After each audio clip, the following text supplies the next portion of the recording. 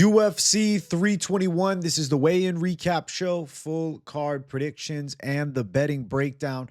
Looking forward to talking about each of the matchups on the card after seeing the fighters on the scales. So make sure you guys smash that like button. If you're new to the channel, subscribe. Turn the post notifications on and make sure you share the video too. Also note, I'll be live for the entire card Saturday, 10 a.m. Eastern time with the early start. Don't miss it. And let's jump into the first fight of the night.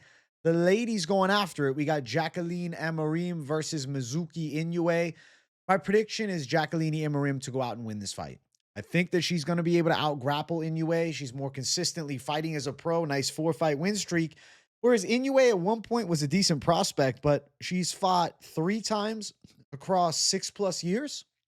Injury woes have kept her out of the octagon and very inconsistent. Her 2 UFC wins also don't mean much. Yanan Wu and Hannah Goldie wins, and that Goldie win was 2 years ago. Amorim's consistently competing and finishing fights. Her jiu-jitsu is high level. Her debut in the UFC, she got put to the test right away. She fought against the prospect killer in Sam Hughes, and yeah, she lost to the prospect killer. But since that point, it's been nothing short of highly impressive wins against decent veterans. Now she takes on an Inoue that I think is going to be outgunned on the ground. The one positive side is Inoue is known for solid grappling. She got a lot of submission wins, but we've seen her on her back. We've seen her out wrestle. Jandiroba out grappled her. Even Lemos, granted Lemos was landing big shots, ended up in top position. I feel like Inoue is going to try and box with Amorim and fight the takedowns. I feel like a sprawl and brawl style is more necessary for her. And I think she's going to get buzzsawed through. I think Amorim on top position. Amorim back takes, submission threats. She's got the long limbs that definitely give her a jiu-jitsu advantage here. And I think that being a more active competitor is also a big edge. Inoue's boxing combos are okay, and she's pretty consistent with like a high output, pressure-based pace. But I feel like Amorim's going to get her on her back, out-wrestle her, end up in top position, control the position. Inactivity is a bitch in this game, and I have to favor Amorim to find a way to stop her. Whether it's ground and pound or a submission, I think she could be the first girl to finish Mizuki Inoue. We're going with the side of Amorim to get the hand raised. I'll say Inoue's positive side, Fumi Nakuda was in the corner, good prospect. So obviously in the training room, she's got decent level looks, but Amorim training over at ATT. Blue chip prospect. I mean, she's 30, so really she's hitting her prime now. Definitely more of like the blue chip contender on the come up. I'm going to say that we see Amorim handle business. Now, whoa, look at that. HD looking for the boy. All right, so we got Amorim looking solid on the scales, no complaints. I didn't expect issues with her on the scale. You could consider, hey, maybe, the opposite side will have some issues with the weigh-in. But nah, honestly, Mizuki looked in good shape as well. Coming in looking pretty cut. I think of recent fights, I feel like this maybe is the best she looked at the weigh-in. Obviously, she hasn't fought in 2 years, but I feel like she looked trim. She looked in shape. It's not like I was thinking to myself, oh shit, she's coming in underprepared. Like, she looked pretty legit at the face-off. The intensity was there. Inoue is still a veteran of over 20 pro fights, regardless of the inactivity. I'll tell you, I see Inoue's confidence, the look in the eyes. She's got the glare. Like, this is a woman coming to put on a bit of a statement against somebody that has some hype right now.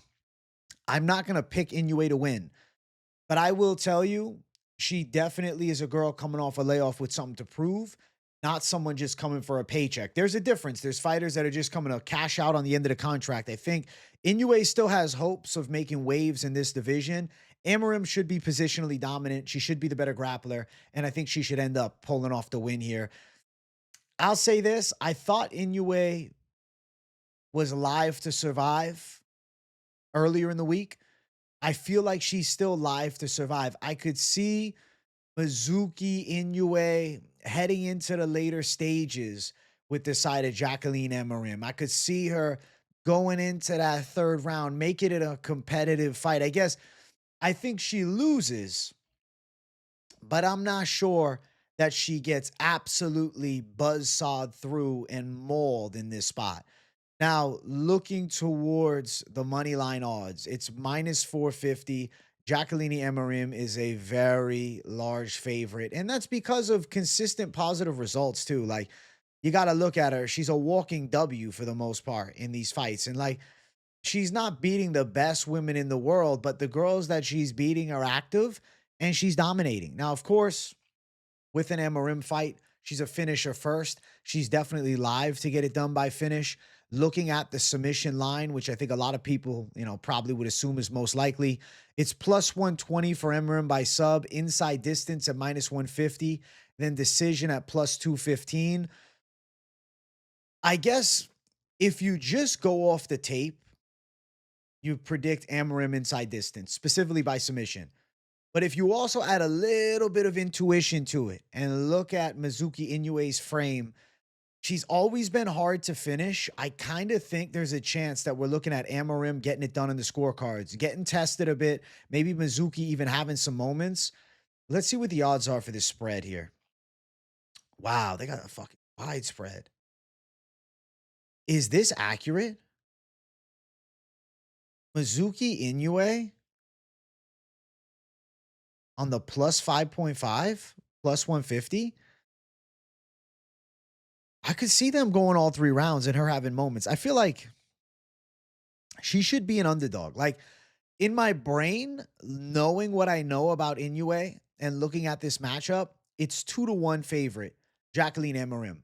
You are paying the piper with her at minus 440. I do think that she's going to win. I'm predicting she goes out and probably looks pretty good. But I do not like how widespread the betting lines have her sitting at.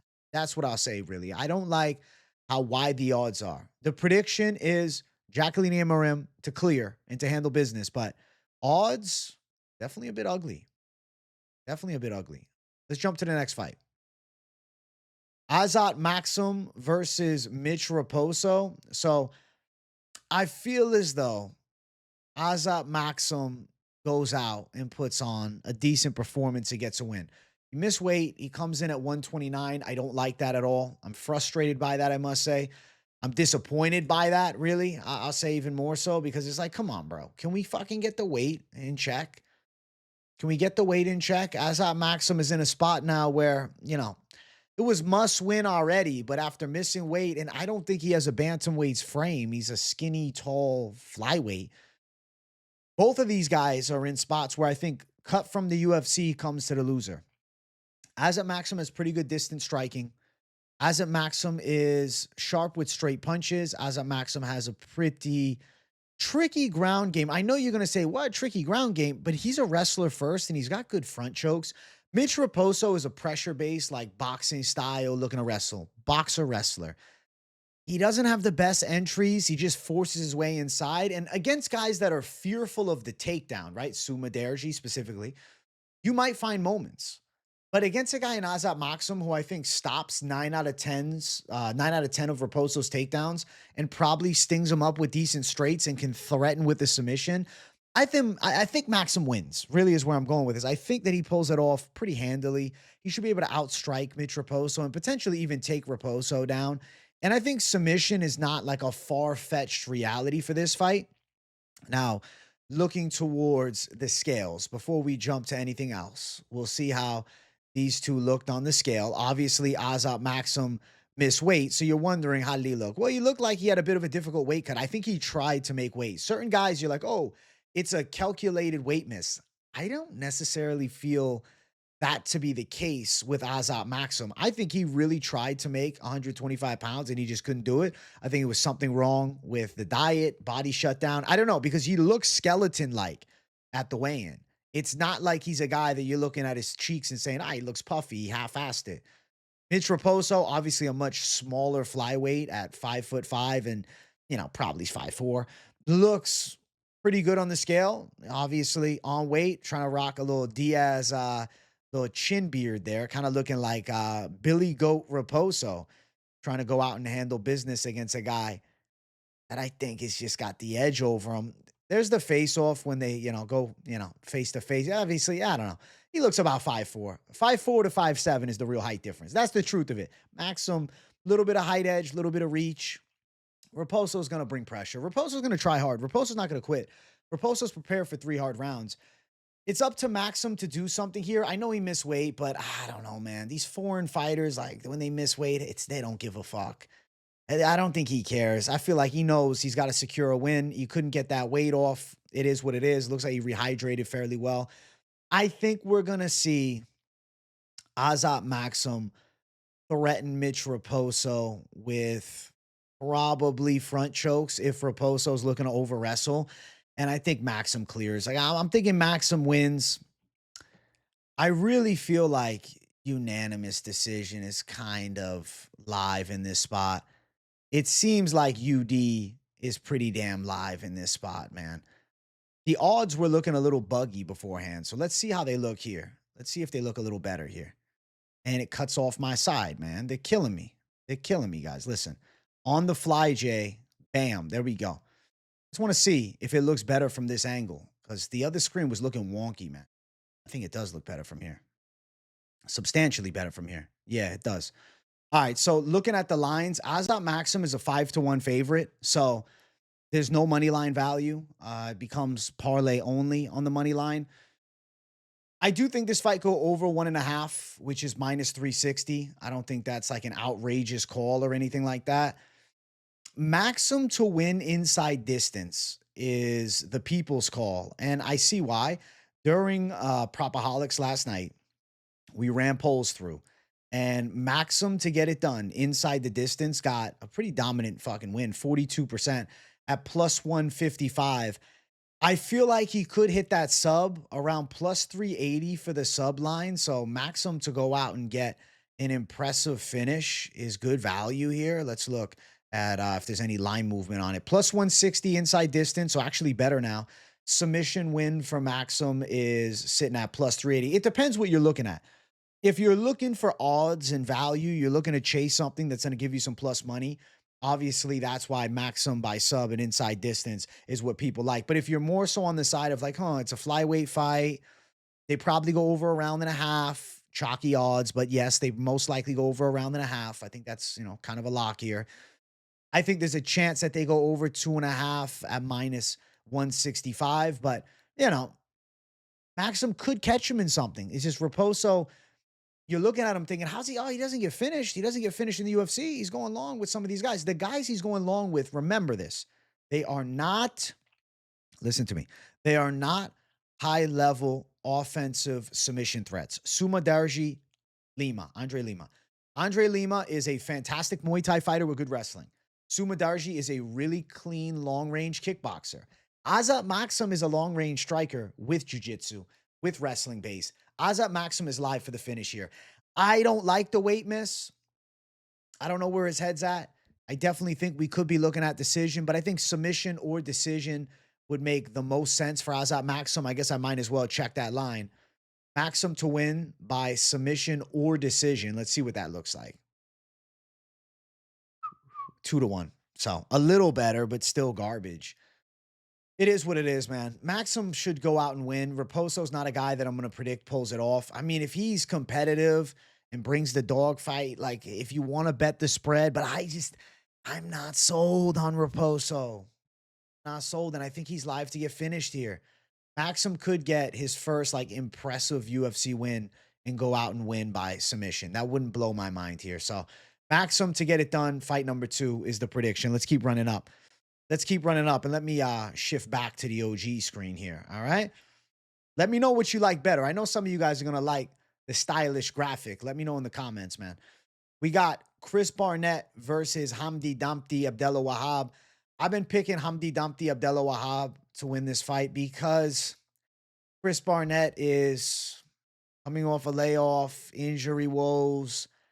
Let's be real with you. His UFC wins are John Vellante, who was a light heavyweight journeyman 3 years ago. And then 3 years ago, it's Jay Collier, who was a fucking journeyman, a heavyweight, and at one point was a middleweight. Hamdi Abdelwahab is still a full-size heavyweight. Not the best, but an active competitor. Recently quit his job to now be a full-time fighter.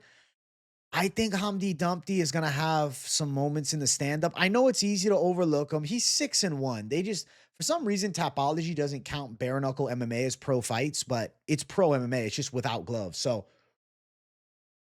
he's a 6-1 MMA pro. Yes, Barnett has a ton of experience, but mixed results, he's going to need a big punch. 39, obese for a long time. He's 5'9", for God's sake, bro. Barnett's going to have to be perfect with some wild shit. Overhand, spinning heel kick, spinning back fist, flying knee, some shit that just doesn't make sense. I think Hamdi neutralizes the threat. I can see Hamdi landing takedowns. I can see Hamdi in top position, control. I can see Hamdi embracing the grind with a fucking lay and pray if need to. I can see ground and pound. I think Hamdi gets through Chris Barnett here. And I think there's a chance that Hamdi actually gets a finish. Barnett, he was getting stung with bombs by Jake Collier. And then obviously fucked himself up early in the Nzechukwu fight. Actually, he fucked himself up in the intros. I feel like Hamdi Abdelwahab should clear. I think he goes out and puts on a decent performance and gets a win that I don't want to say has people excited about him, but like starting to show improvements. 3 UFC fights, now the 4th. And, you know, the 3rd fight within 9 months. I like the activity rate. Hamdi's fighting all the time, and he's getting a lot of experience. This is his first fight as a full-time fighter. I'm going to take that as a green flag, and I'm going to say most likely Hamdi Abdelwahab goes out and, you know, handles business. Now, looking towards the side of the face-offs, where is our chubby pals here? Chubba Wubba Wubbos over here. Holy shit. We got, oh, disappeared for a second. We got Hamdi Abdelwahab looking per usual. You know, he could definitely hit a mother's milk. He could hit a mother's milk submission. Chris Barnett, if you've never seen him fight, you're going to say he looks obese, but he actually looks kind of thin. Chris Barnett's lost some body fat.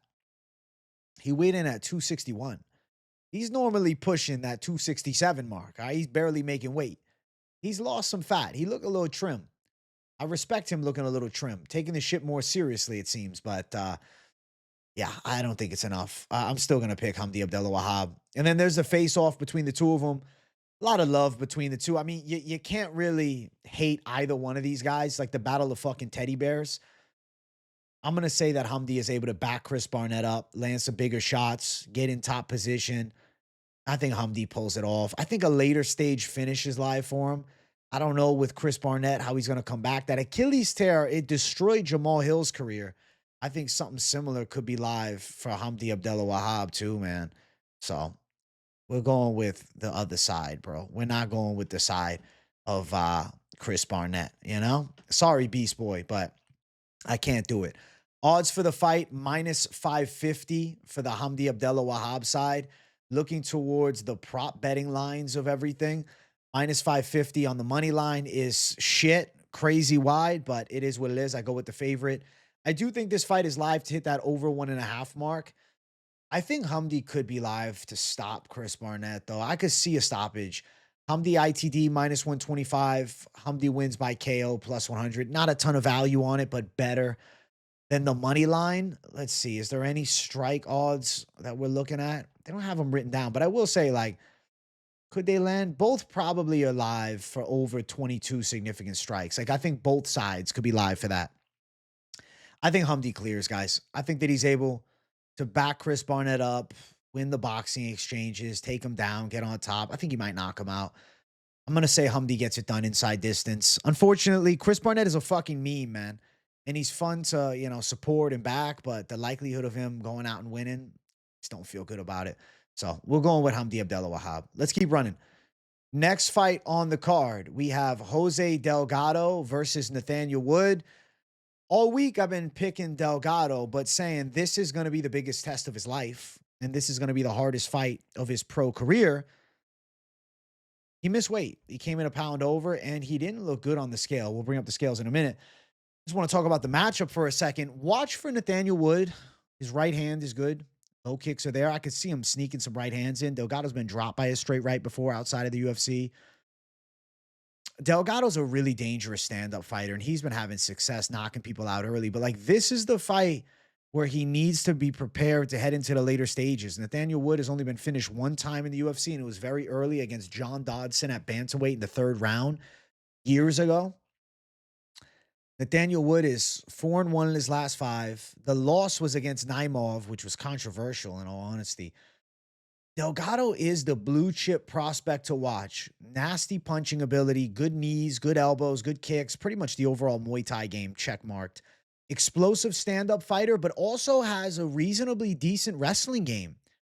The red flag on him is he has not fought anybody nearly as skilled as Nathaniel Wood. Nathaniel Wood's been in there with guys that are long-range strikers like Andre Feely, beat Charles Jourdain, who's a really good kickboxer, obviously a shorter guy, but still, like, he's been out there against solid opposition, 2-fight winning streak, and coming off the W last time out against, Morgan Charrier, who's pretty good. Delgado is like the unknown factor. I think he's a prospect that really could live up to the hype. But Nathaniel Wood is not a guy that you're probably not putting him away in the first round. So Delgado's gas tank is going to be tested. Delgado's strike defense going to be tested by a guy with a high fight IQ. I do have to say, I don't feel overly confident on Delgado at all in this spot. Now, I want to bring up the scales and I want to look at what these savages are putting together. Let's check out the weigh-ins here. Let's first bring up Delgado, who missed weight and looked visibly frustrated weighing in. I got to stop fucking clicking that wrong button. Visibly frustrated weighing in. He looked irritated. He looked pissed off. He was upset that he missed weight. And he didn't look good on the scale. You can see, you can tell he had a difficult weight cut. He's flying from the States to Abu Dhabi. For Nathaniel Wood, coming over from London, what is it? 3-hour time difference or something like that?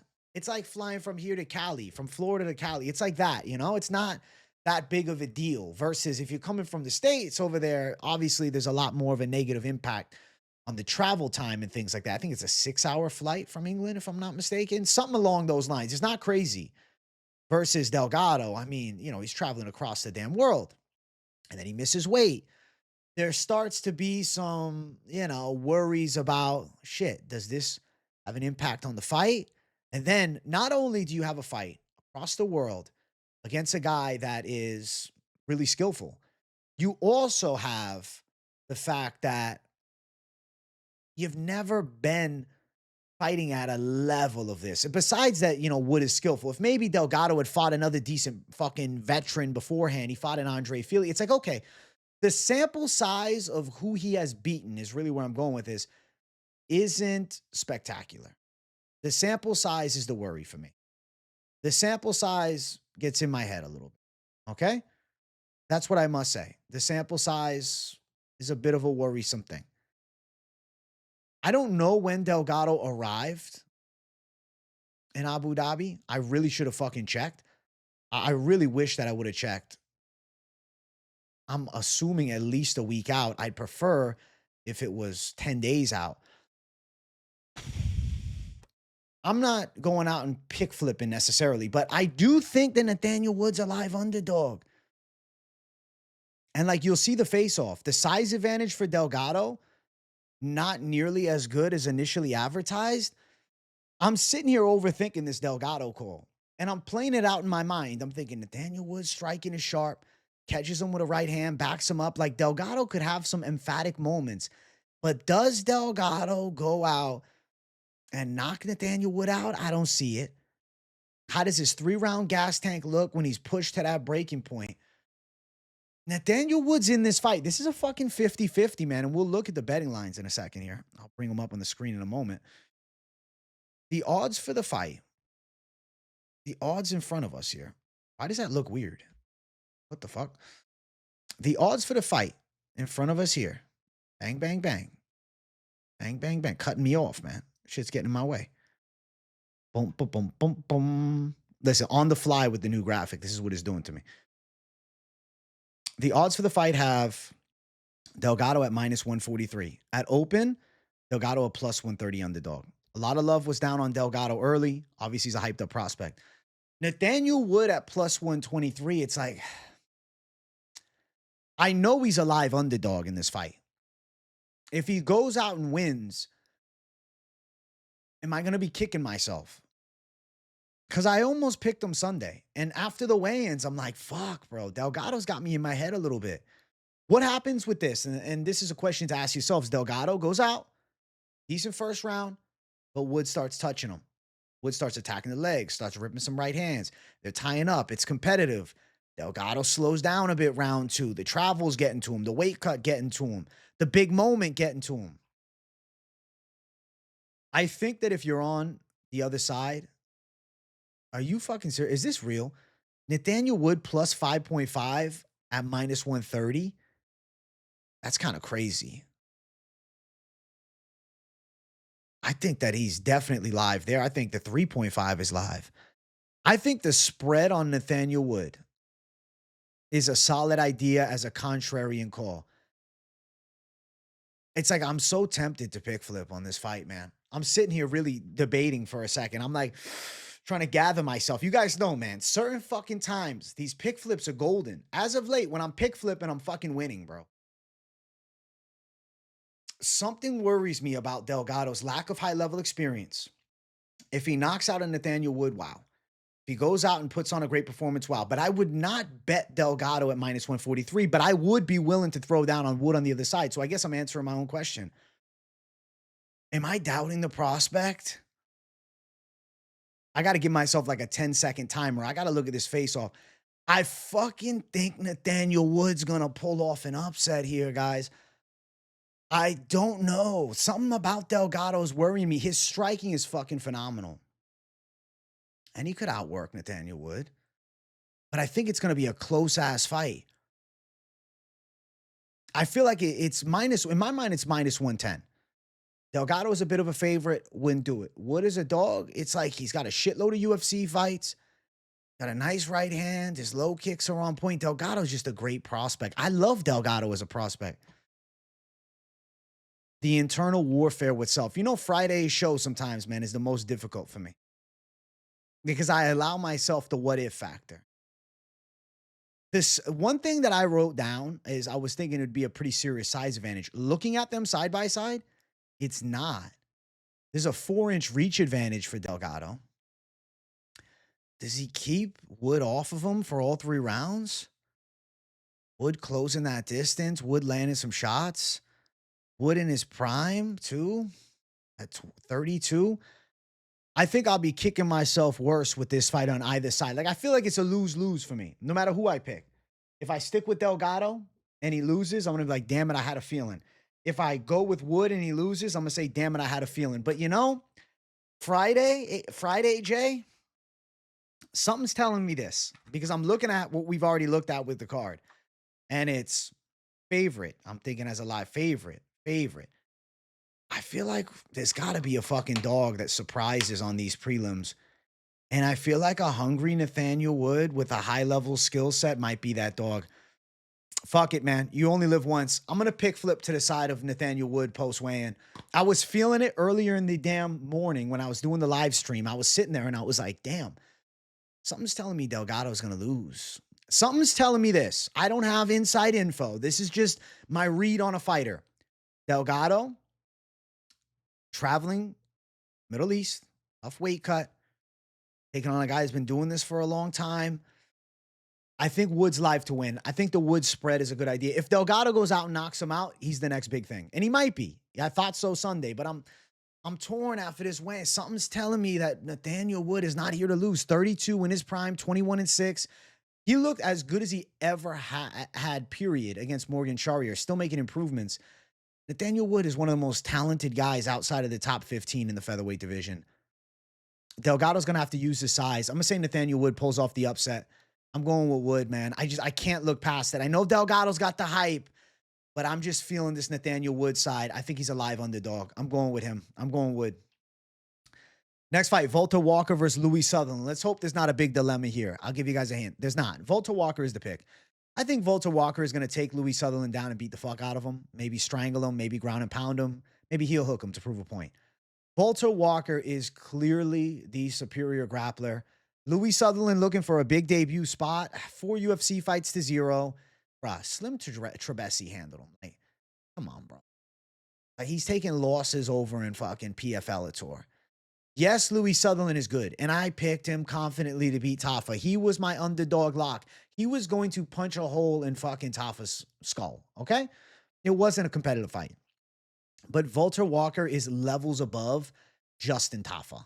Like, this is a complete different level of matchup. This is actually a good fighter in Volter Walker with a high-level ground game, in fantastic shape, 27 years old, more pro experience, nice record. Come on. Volter Walker handles. I think that he's going to take Louis Sutherland down and beat him up.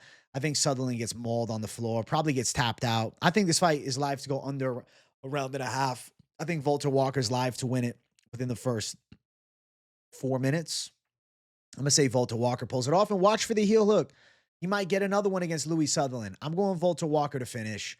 Inside distance, Volter Walker. It feels like a lock to me, man. I think so.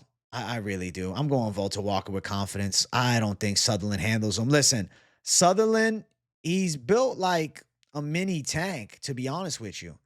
He's built like a mini tank. There he is, a mini tank with titties. I'm telling you, though, if Sutherland ends up on top, the mother's milk, just fucking press and squeeze. What are we talking about?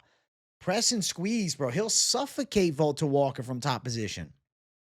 Now, the odds of the mother's milk hitting is low because he ain't getting to top position. That's the thing. Louis Sutherland, he's a big body. He's a big fucking wild man, but come on, bro. Volter Walker seems to have what it takes to be like a legitimate threat at heavyweight. That right there is a high-level athlete. Ripped, jacked, strong, the fucking heel on his chest. He's got the Halloween foot. I mean, shit, the heel hook is definitely a very live method of victory for him. He loves shooting for heels, and how good is Louis Sutherland's heel hook defense? We really don't know. And then the face-off between the two. Yes, Sutherland outweighs him by a bit, but like Volter Walker, obviously the bigger guy. Bit taller. Seems like Sutherland might actually be 6'2", not 6'3". I think that we're going to see Walker take him down and beat him up. Probably strangle him. I think Volter Walker shows him levels in the grappling.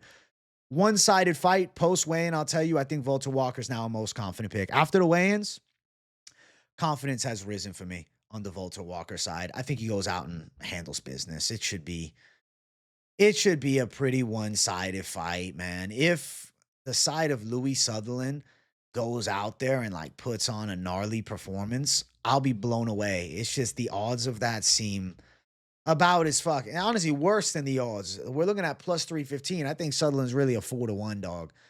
Like, I really don't think he has much of a shot here. He would need something spectacular. He would need something like really, really impressive. He would need to be Mr. on the money. Volter Walker minus 380. Confidence has risen. And I'll tell you, I think this fight's going under a round and a half at plus 125.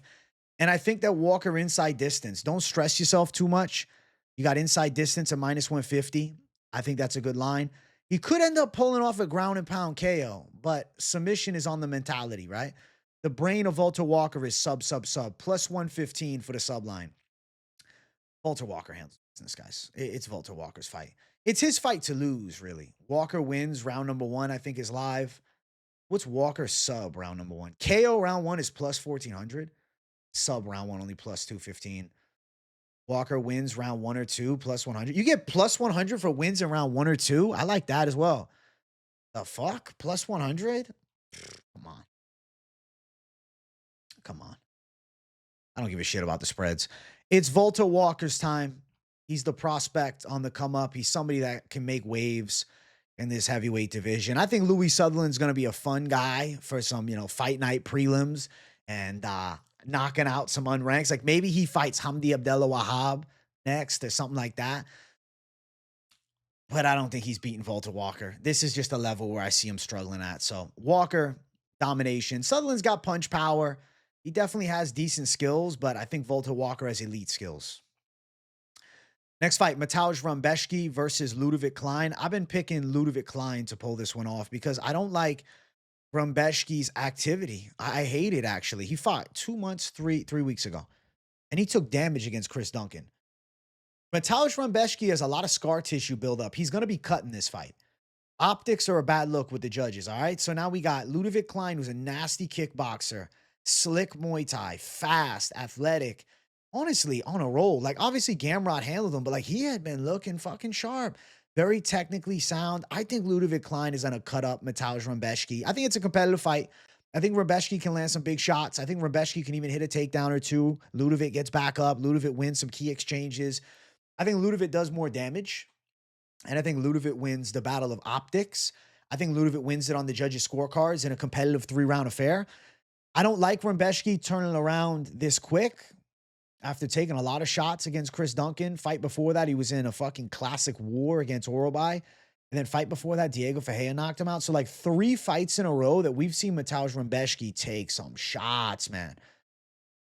I don't like that here. And then only a 2-month, 3-week layoff before getting back out there against a guy who's a really seasoned striker with a well-rounded game.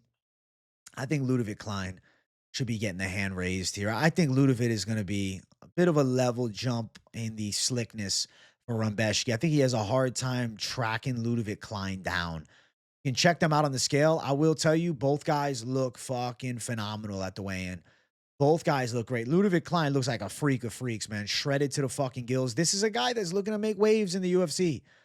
And on the flip side of it, Mateusz Rębecki, guy's an absolute warrior, looks fucking freakishly jacked as well. I don't know how these guys are passing the drug test, man. I have my doubts about both of their natty statuses. Like, I don't know, man. They must know a fucking doctor or something because these guys are built like fucking freaks. And then the face-off between the two. The height is listed at the same. Say, you know, Ľudovít looks a little taller, but not a huge difference maker. What the difference maker is, though, that Ľudovít is bringing a 6.5-inch reach advantage. Mateusz Rębecki always gives up reach, but against a slick kickboxer like Ľudovít Klein, that reach disadvantage could end up being a big detriment. I could see Ľudovít hitting some nasty kicks and punches from the outside. Rębecki looking to close the gap and throw hard. Klein landing big counters and cutting them up. I think we got a good 3-rounder, but I think we got a Klein 3-rounder. So the pick for me is Ľudovít Klein to go out and get the win. I think that he should pull this one off. I think he can pass a difficult test, though, in Mateusz Rębecki. This is no walk in the park. Mateusz Rębecki is no mid-can. He's obviously a fucking savage, but I don't like how much damage he's taken as of late, and I don't like that he's making this quick of a turnaround here. As far as the odds, Klein a slight favorite at -135. Rębecki a +115 underdog. I do lean towards this fight going over 2.5 at -125. I also do think that Klein is very live to get it on the scorecards, which sits at +200. And then looking towards the spread, let's see what we have here. Rębecki, it's -185 for the spread. I don't necessarily love -185 as much. Yeah, if it was like -115, I'd like it more. I'm going Klein. He gets at least 2 out of 3. He probably gets 2 out of 3. That Rębecki spread is live. I think Klein wins 2 out of the 3 rounds. Cuts up Mateusz Rębecki. I think Rębecki has some moments in the fight, but I think Klein wins over the 3 rounds. And the prediction is going to be Ľudovít Klein to get back on track here and give Rębecki his 2nd loss in 3 months, which for a guy like him, bad, but also like they ain't cutting. They ain't like Rębecki. Guys get cut from the UFC. Fight like Rębecki, they ain't never cutting your ass. Rębecki will be back at some point early 2026. Next fight, Ikram Aliskerov versus Jun-Young Park. I've been picking Ikram Aliskerov, and I feel like it's a bit more, it feels like an obvious pick. He can out-wrestle Park. He can out-grapple Park. And I think power for power, Ikram definitely has bigger punches. Park's got decent boxing, though, and I think Park is the better, like, combination puncher. The issue is he doesn't have a lot of power, though. Park is not a big, heavy puncher that is able to damage you enough so to, like, keep you off. He can bring pressure, and if he can mix in takedowns, he can outwork people.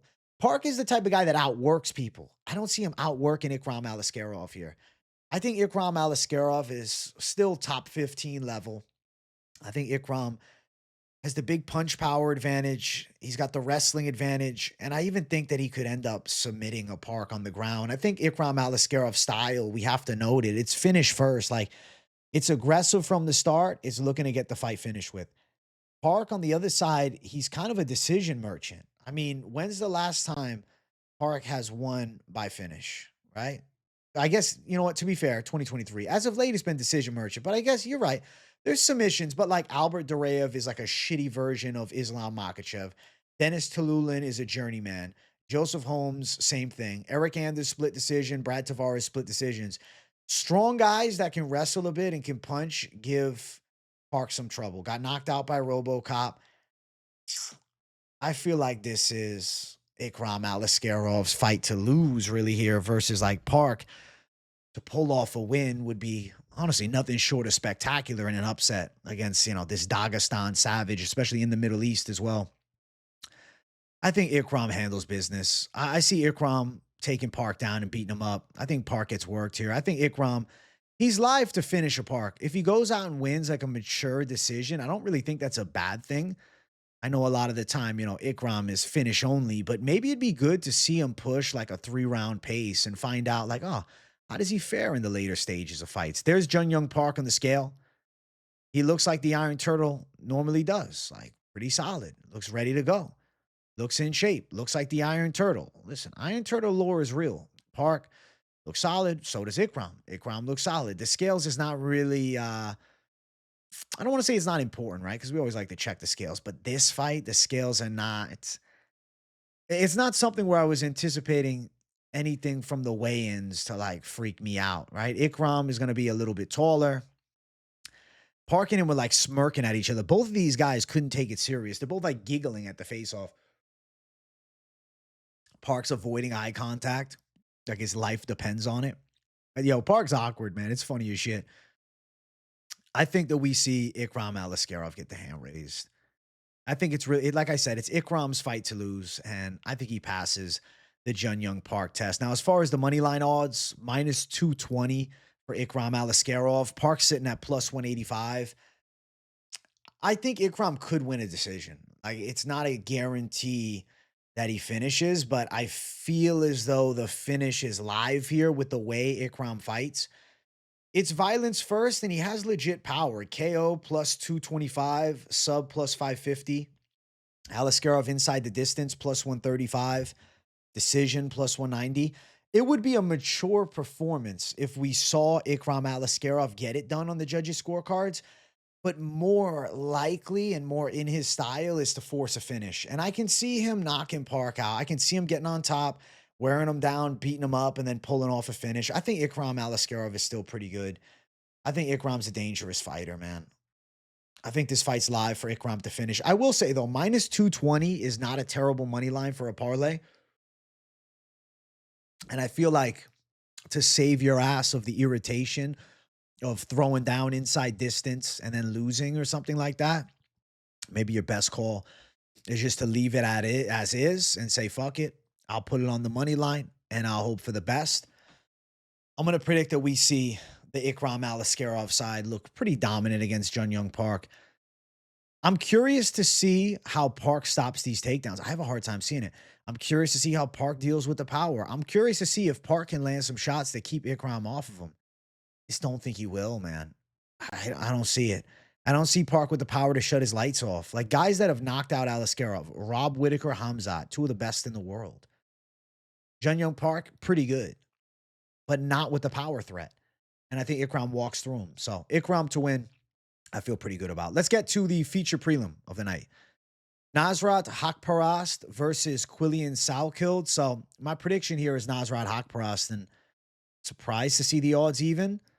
I thought Nasrat, experience edge, solid stand-up game, win streak, like all of these make sense, but there's a lot of respect on Quillian Salkilld to be even odds coming into this spot, filling in and having the biggest fight of your life by far against a guy that's been in the UFC for over 5 years, is on a 5-fight win streak, has a win in a close one against Esteban Ribovics. But the fact that he was in a dogfight with Esteban Ribovics is a fucking savage prospect, I think Quillian Salkild's real good, but it's like too much too soon is how I feel.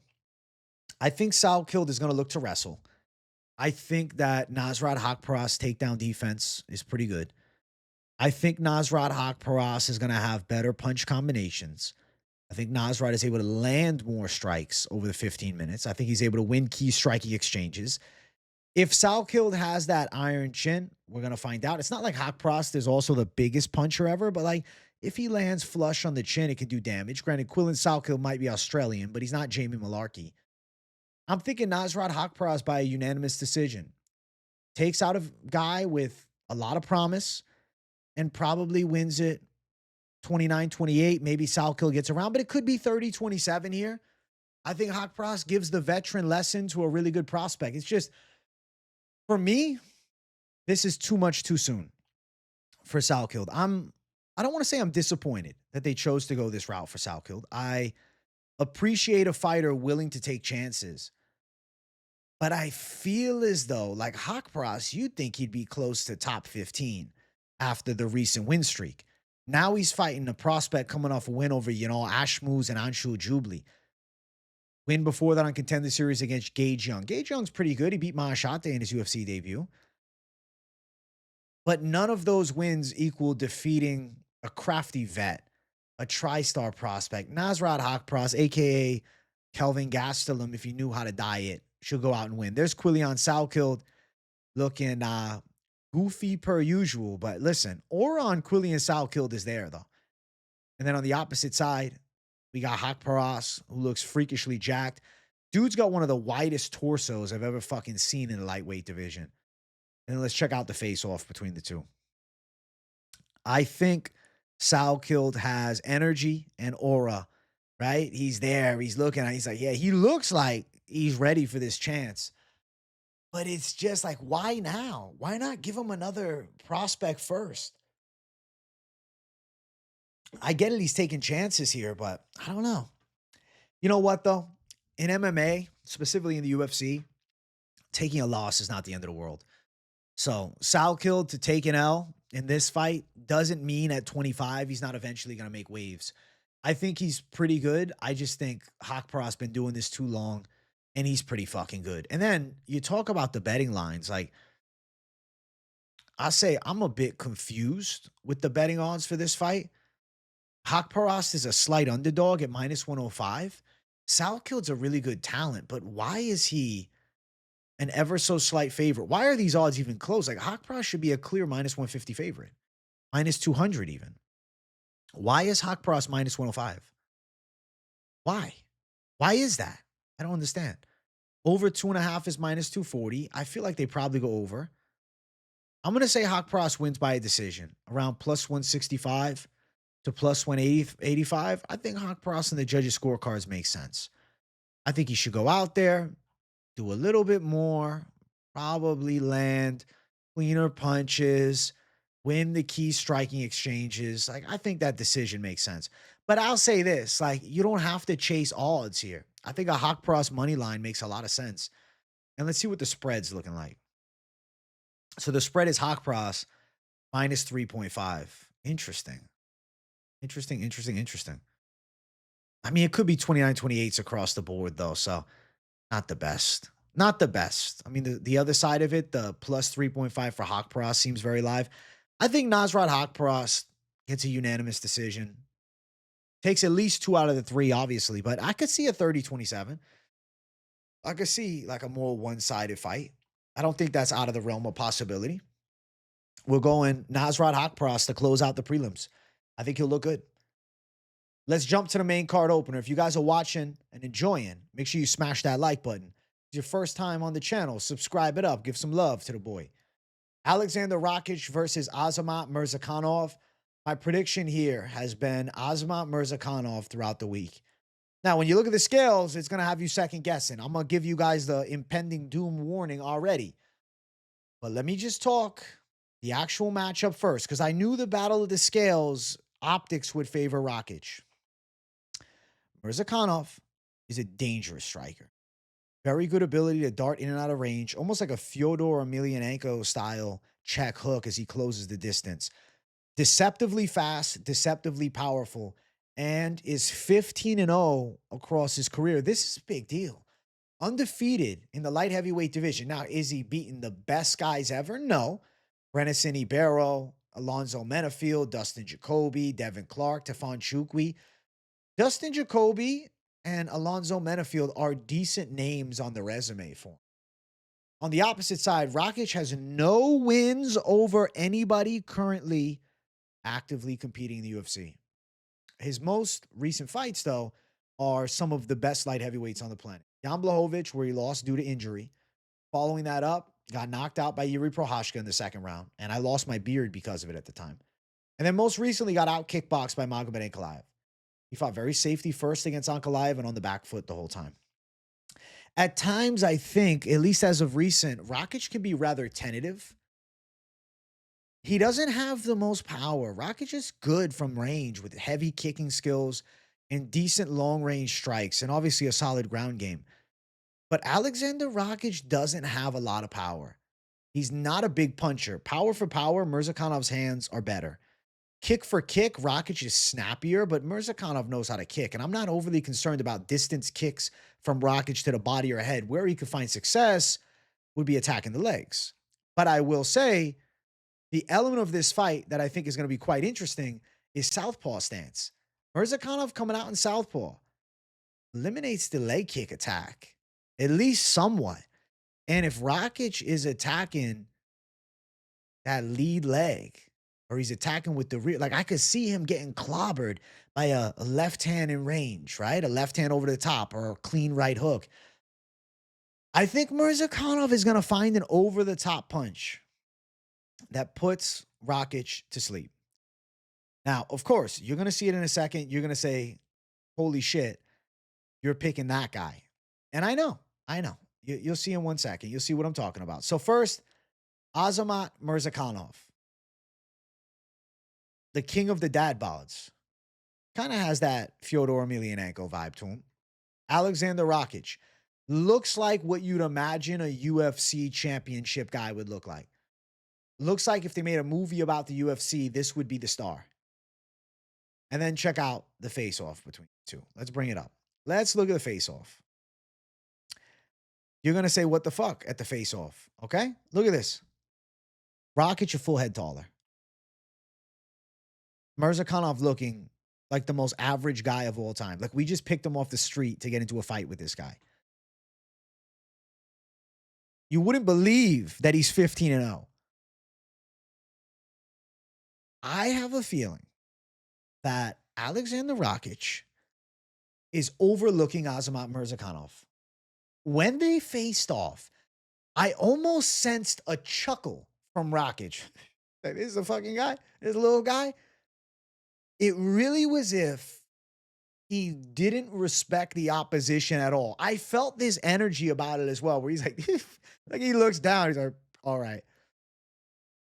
I think that's a scary mentality to have against a guy who's 15-0 as a professional fighter. I think that Alexander Rakić has the confidence and maybe even arrogance about him because he's fought some of the best in the world.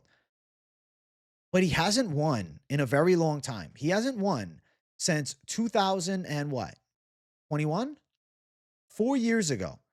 He pulled off a win. When was it? 2021 in March against Thiago Santos. Won by a decision. Before that, Anthony Smith by a decision. Alexander Rakić doesn't have big power. And the way that he's looking at Murzakanov like this is a mismatch, I think gets himself into some serious trouble being overconfident. Murzakanov flipped to an underdog. The lines are now favoring the side of Rakić. Look at these odds here. Plus 100, Azamat Murzakanov. Rakić minus 120. After that face-off, I'm not surprised. But I want you to remember something. Looks can be deceiving. And the taller guy in Rakić going to be punching down at Murzakanov. Murzakanov is good at landing shots over the top. I think that Murzakanov can find that Rakić chin and potentially shut the lights off. Murzakanov by KO plus 165. This is not so much of the betting side prediction. This is more of like the passion side prediction. I think that Rakić is arrogant. And I feel as though he's looking at Murzakanov as an easy fight. This isn't an easy fight. This is a guy that has legit skills. Now, if you were watching Propaholics last night, you know that the chat decided that Rakić wins in round 3 was their favorite prop. But I do think Murzakanov is live to find that Rakić chin. I do think this fight is live to go under 2.5 at plus 100. And I do think at plus 100, Murzakanov is a live underdog for sure here. He was the favorite throughout some of the week. It was even money. He was the dog. He was the favorite. This fight's been close all throughout. I think it's easy to look past Murzakanov because of how he looks, but the reality of what he can do is high level. And I'm going to pick Murzakanov to pull this one off. Going Azat. I think he puts Rakić out, and I think he puts on a statement of a performance and get some respect on his damn name. Next fight, Alexander Volkov, Jailton Almeida. I like Alexander Volkov as an underdog. It's fucking underdogs galore, it feels like. I think Alexander Volkov is going to knock Jailton Almeida out. I have my doubts about Jailton Almeida. He's going to be 24 pounds lighter, 24 and a half pounds lighter. Giving up some height.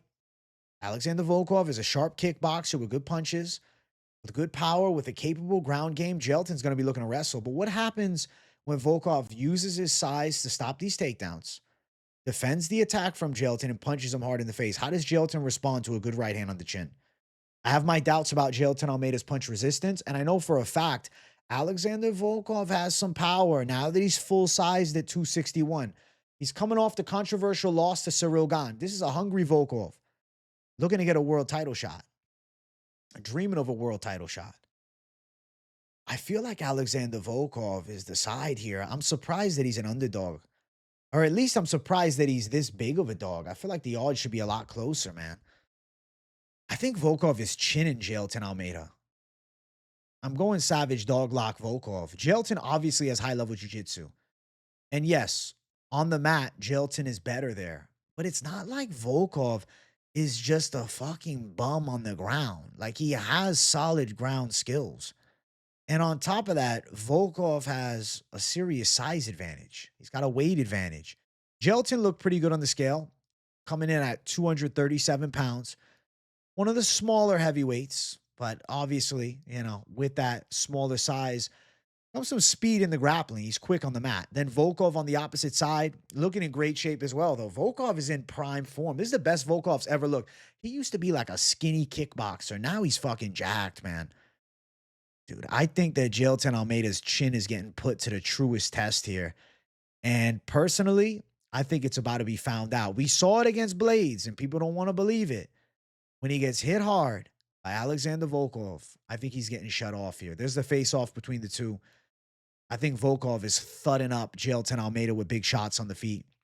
I think he's making him uncomfortable, and I think he's putting his lights out. I'm going Alexander Volkov by knockout. That's the side for me. I believe in him. I like Volkov. Obviously, I picked him against Pavlovich as an underdog. I'm doing it again here. He's plus 165.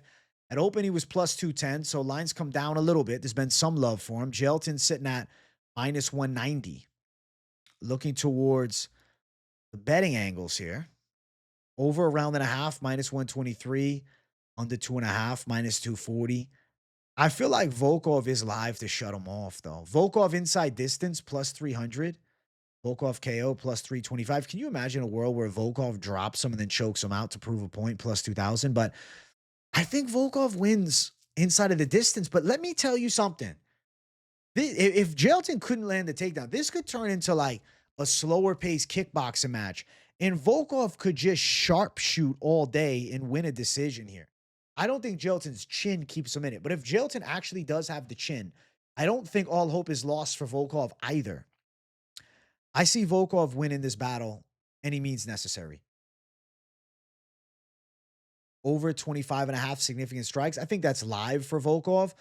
But what I will say about that stat is if he puts out Jailton earlier, that shit could burn you.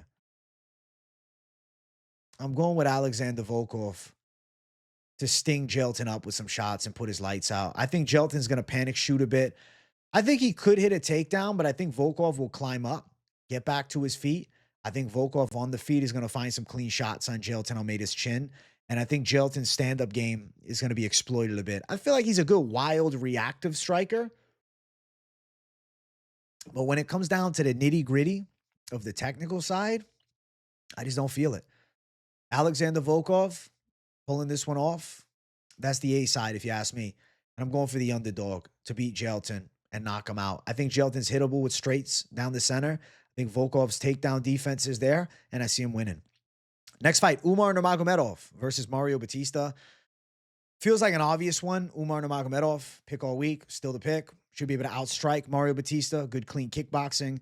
maybe mix in some takedowns. Even if the takedowns are stopped, I think that Umar Nurmagomedov is going to be a lot quicker from the outside. I think Mario is going to push a decent pace, looking to bring pressure, attack with leg kicks and straights, but I think Umar is going to land some pretty good counters. I think Mario might try and wrestle him. I think Umar will defend the takedown well. I'm curious to see how many takedowns Umar can land in this fight, because Mario Bautista is really strong. I think that Mario is losing the kickboxing battle here with Umar because he doesn't bring the takedown threat really here, and this ain't Patchy Mix. Against Jose Aldo, the pressure threat from Mario Bautista had him winning moments, but I thought he could have lost that Aldo fight. I thought Aldo had done enough to win that fight. I thought Mario Bautista was stalling at the end. I think Umar Nurmagomedov pulls off a unanimous decision. I think the sharper stand-up game, lands some good shots, kickboxes him up from distance. I feel like Mario Bautista might try and wrestle. I see takedowns defended. Like Nurmagomedov could threaten with submission. I don't know about landing it. Maybe Nurmagomedov ends up in top position. Maybe hits a takedown or two. I just think Nurmagomedov does more over the 15 minutes and puts together a good win, but Dana White seems stubborn about giving him another title fight. Because Umar was saying, oh, I want this, to be the #1 contender fight. Dana seemed hesitant to say yes.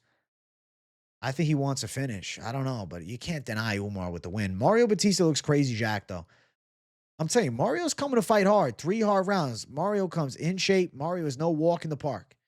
Mario Bautista's game. Opposite side of it, we got Umar Nurmagomedov. The Matrix-style glasses on. Looking in good shape as well. I think he's ready to perform in this high-level spot, because this is what it is, a high-level spot. Then let's check out the face-offs between the two of them. There's the face-off. High-energy face-off. Not really. Slow energy. Respectable nature. I think Umar puts a statement out. I don't think it's a knockout, though. I want it to be a knockout. I'm cheering. As a fan, I'm sitting on the sidelines hoping that Umar can get a stoppage here.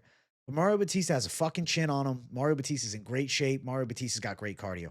He's like the Marab light. And I think that's perfect for Umar. I think a tactical, unanimous decision, outstriking Bautista, landing the better shots, maybe mixing in a trip or two, some cage pressure, Bautista trying to press him back, Umar countering. That's what makes the most sense to me. And I'm going to favor the side of Umar Nurmagomedov to go out and handle. But I will say, odds have you, looking at this fight, my God, like a mismatch. It's not a mismatch. Like, Mario Bautista is a legit threat. Mario Bautista's good. What's he won? 8 fights in a row? Dude has an 8-fight win streak right now. And he's a plus 500 underdog. It's just Umar Nurmagomedov is fucking good. He's the only guy that I really think gives Merab the run for the money. Obviously, Mario Bautista, though, could be a guy that gives Merab a tougher fight. But I think he's got to lose to Umar first, like the Sandhagen thing. Maybe then Umar rematches Merab. If Merab wins again, Mario wins one. Bam, title fight. Fuck it. I think we go over 2.5, minus 250. Bro, if Nurmagomedov pulls off a finish, that is how he guarantees a title fight. If he wins by knockout, it's plus 650 for the KO.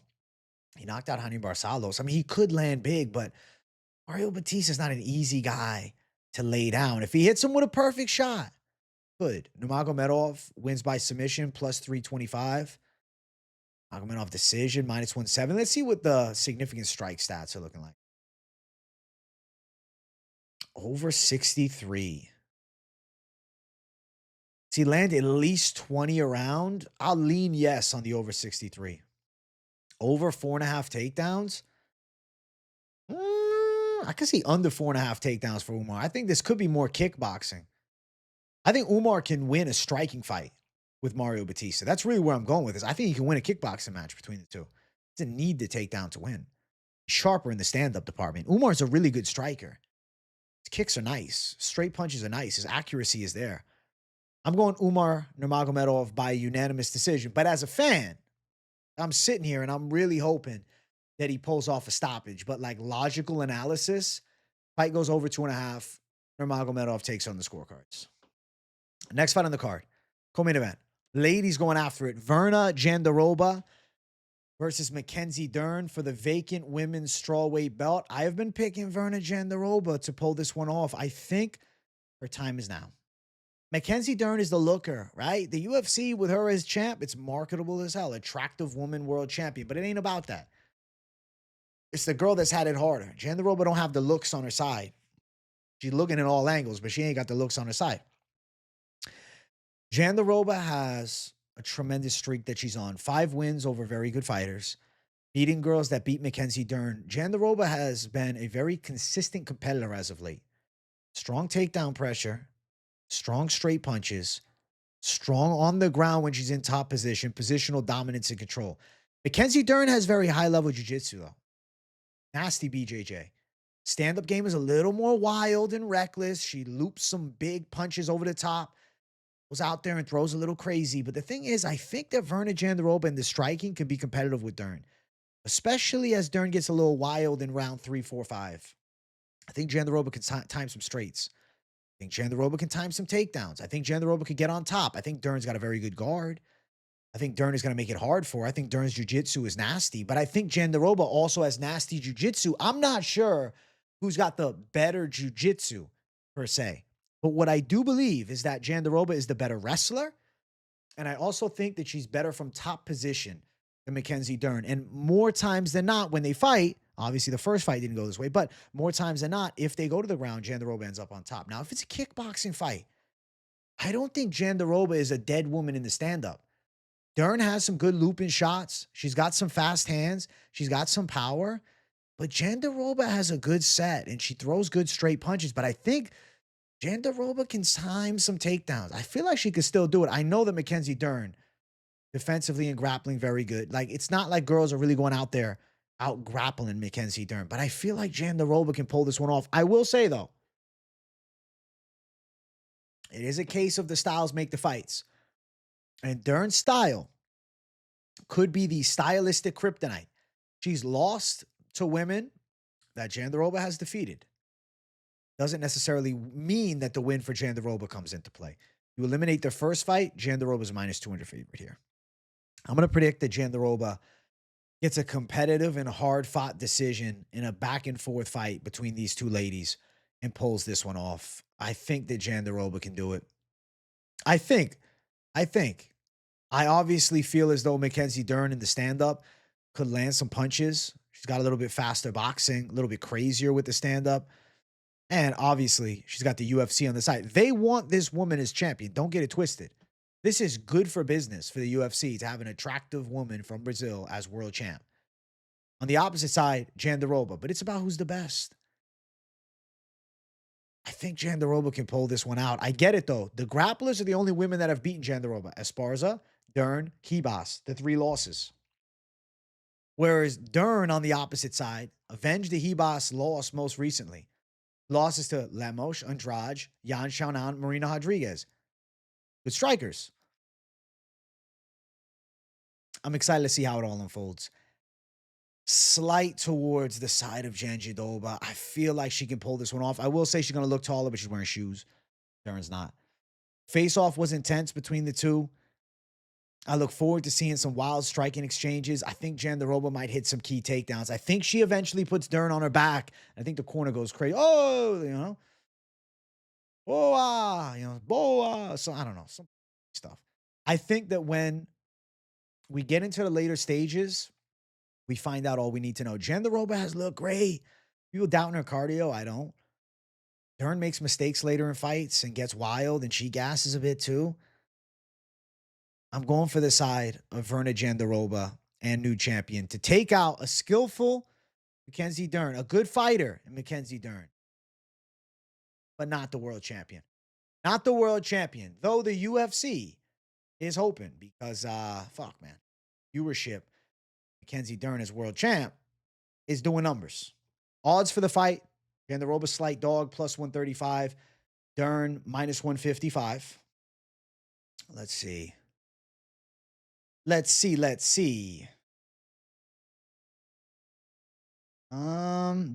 Jandiroba +285. Listen, you're gambling on either side. If you betting on Jandiroba at +130, it's a gamble. Remember that. They're in the same thing. Like, it's close. It could go either way. I think it's a 50-50 fight.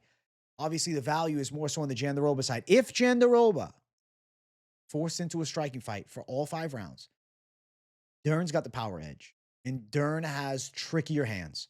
Jandiroba has good straights, and if she can time some takedowns and threaten with the takedown, then I could see more success on the feet. The worry is if she doesn't. If it's just kickboxing, you have to favor Dern's side. But I do think Jandiroba can time some takedowns. Not crazy about props. The money line is really the A side. Let's see. Let's see. Over 50 significant strikes. I feel like that's live for Jandiroba. The spread on Jandiroba is minus 140 for the 3.5. 49.46, 49.46, 49.46. Plus 3.5. Did she pull that one out? 847. 7.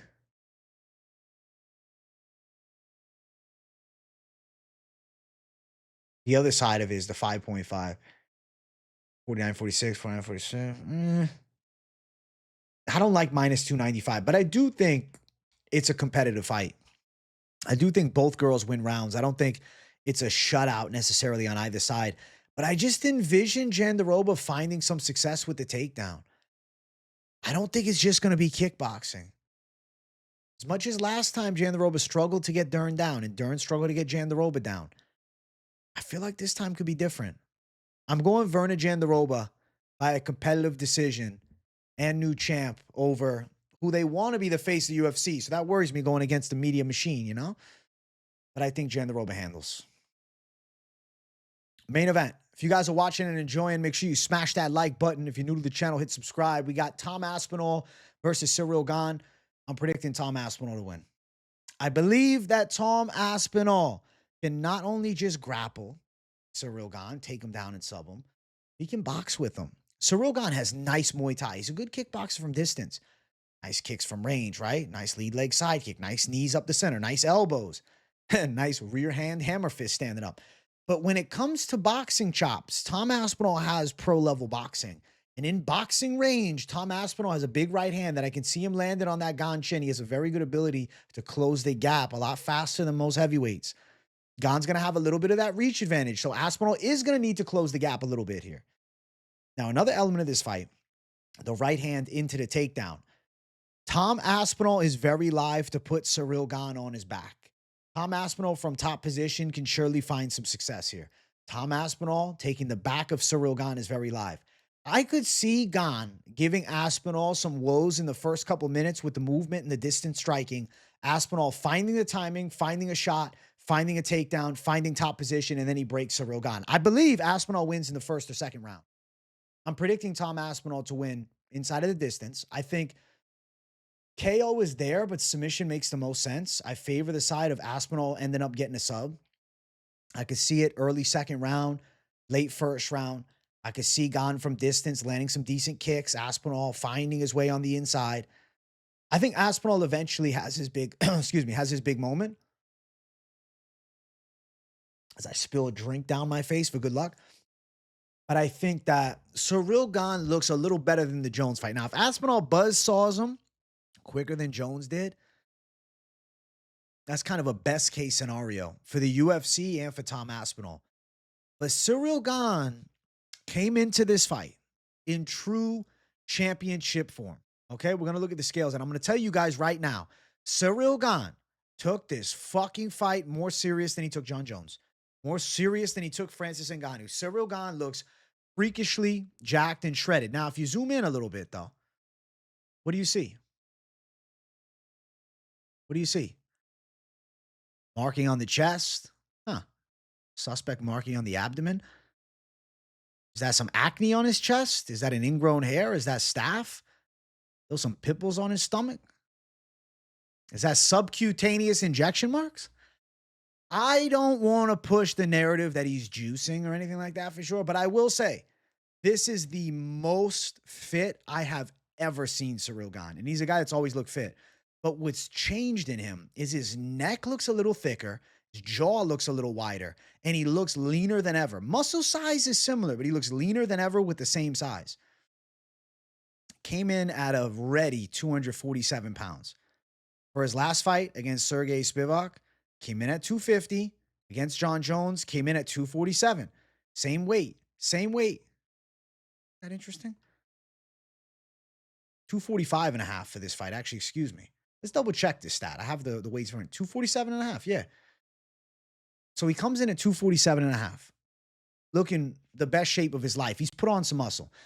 Now, regardless, let's say he's natural. He put in a fucking hell of a camp. This is the best Ciryl Gane we've ever seen. He's fighting a Tom Aspinall that's world class. Tom Aspinall solid on the scale. He ain't 11% body. It doesn't matter. It's Tom Aspinall.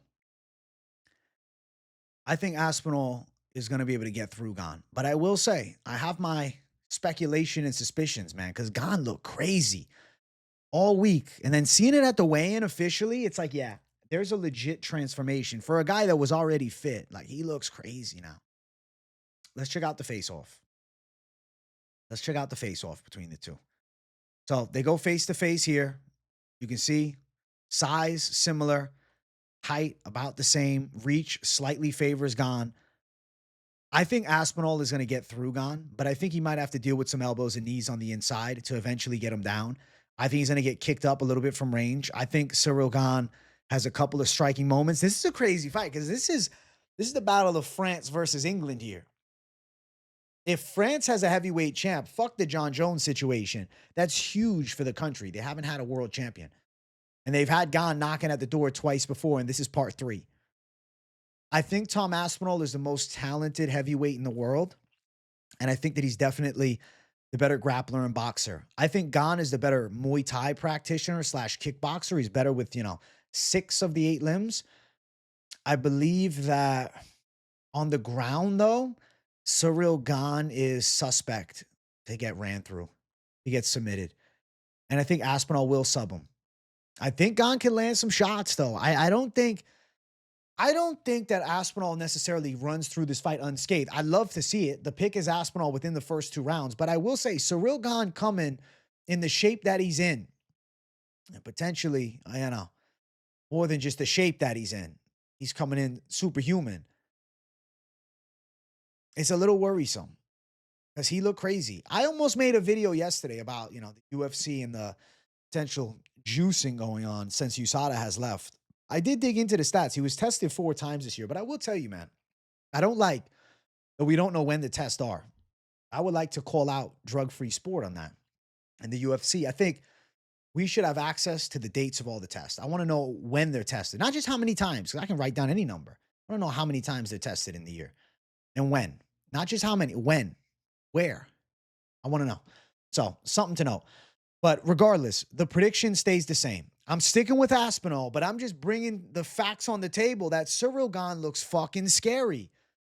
But regardless, I think that Tom Aspinall is going to pass the biggest test of his life. Now, the betting lines for this fight, Tom Aspinall is a massive -400 or more favorite.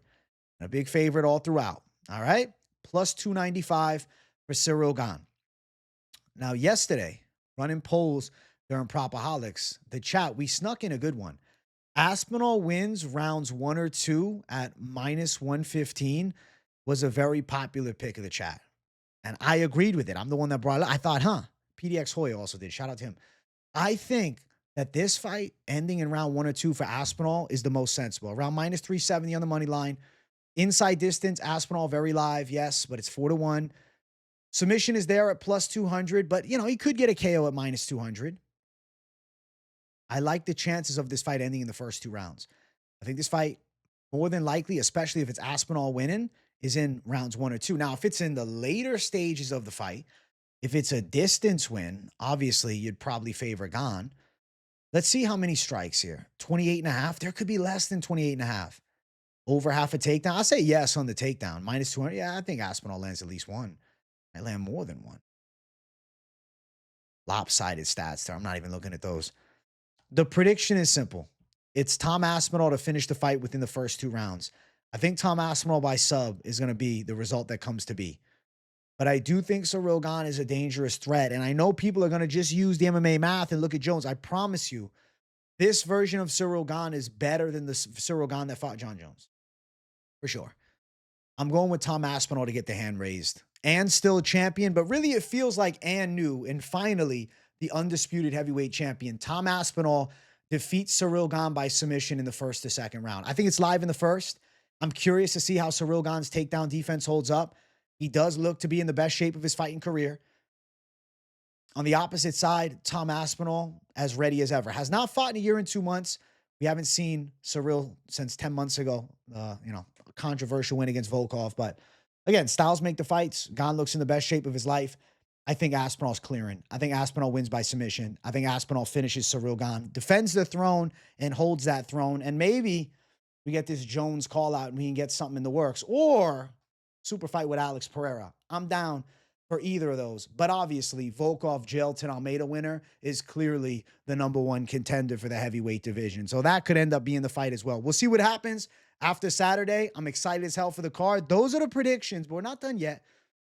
I do quickly want to discuss some of the parlays that we've talked about. So Aliskerov, Nurmagomedov, -153, chalky, safe city, right? Some of the stuff we've talked about, it all makes sense. Aliskerov, Aspinall makes sense, right? Some chalkier lines, right? Aspinall by sub, Volkov, KO, Haqparast decision, plus 4,915. I think that shit is live right there. Aliskerov, Aspinall, Haqparast, Maksum, Volkov, and then Jandiroba. That's ballsy, but it's possible. Aspinall, Aliskerov is live. Aliskerov and Volkov going for the heavyweights. And listen, even the man himself, Tom Aspinall, predicted that Volkov is going to win. So something else to note is that Tom Aspinall thinks Volkov handles business too. It's not just me. Now, we were having some fun yesterday, and I was creating some parlays with some of the odds, and I want to add this. So drop a W sneaky in the comments if you didn't just screenshot and bail on this section and leave. I have more to say. Aspinall wins in round 1 or 2. Nurmagomedov decision and Haqparast money line plus 468. I feel like that's a live 3-leg. You want to mix it up. Aspinall rounds 1 or 2 with Aliskerov inside distance and Volkov at plus 1,077. Now, I'm going to give you a D-Gen one. Aspinall round 1 or 2, Nurmagomedov decision, Haqparast money line, Klein decision, Volkov money line, Aliskerov inside distance plus 11,960. You go in D-Gen Savage mode. Before I close out, I also got one more that I want to add to the lineup here. Valter Walker to win this fight inside of the distance. I believe he's going to get a stoppage here. I think he wins ITD. I think with that, I mean, we have smart lines. Like, I think Aliskerov pulls through. Plus 140 for that. You don't even need a chase.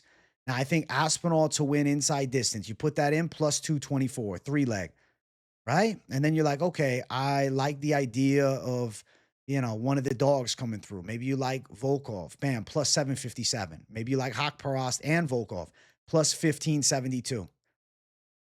You don't like Volkov, you just like that, you still got plus 534.